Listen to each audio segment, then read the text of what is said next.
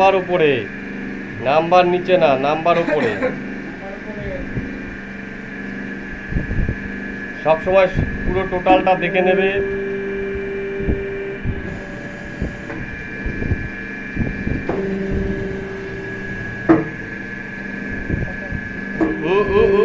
আগে নাম্বার শেষ হবে তারপরে ইয়ে করবে,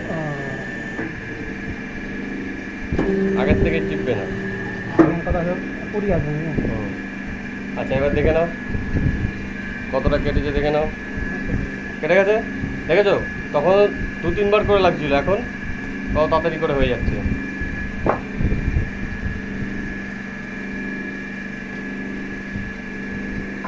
এটার পেয়ারটা বসিয়ে দাও, এখানে রাখো।